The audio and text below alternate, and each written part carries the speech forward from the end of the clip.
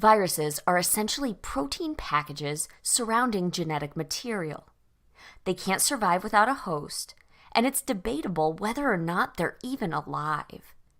We don't have time to get into that argument here, but what we will do in this video is examine some of the SARS-CoV-2 proteins, the virus responsible for the disease COVID-19. By now, you've probably seen many images like this one. These artistic renderings of coronaviruses. Coronaviruses get their name from the spikes that protrude from the surface of a viral envelope that sort of resemble a solar corona.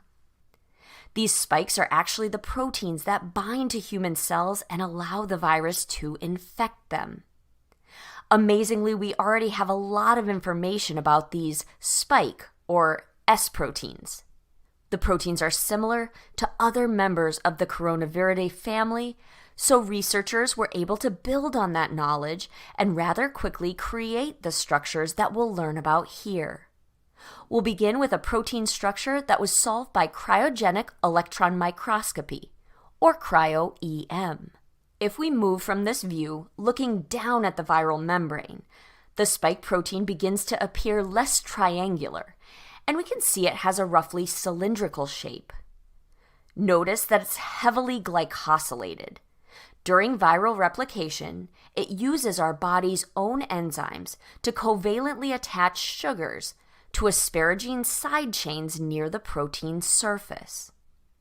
It's thought that glycosylation plays a role in protecting the virus against our own immune system. Let's hide the sugars in this model so we can focus in on some of the weak binding interactions that hold the RBD and ACE2 together. For example, we have an extensive hydrogen bonding network at the RBD-ACE2 interface involving these two tyrosine residues. This tyrosine side chain is also hydrogen bonded to the carbonyl of this asparagine side chain, which in turn bonds through its NH hydrogen atom to the carbonyl of this glutamine on ACE2.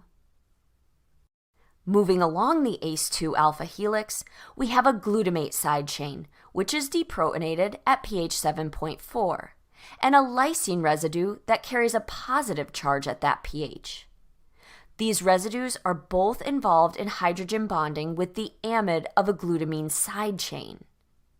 Notice that these hydrogen bonds are relatively short, owing to the strong hydrogen bonds that can form when charged amino acid side chains are involved. In this region, we have extensive hydrogen bonding.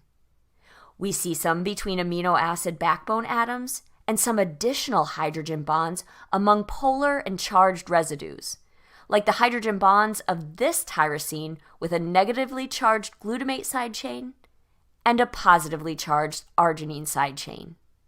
Overall, characterization of the spike protein is super important because this paves the way for vaccine development.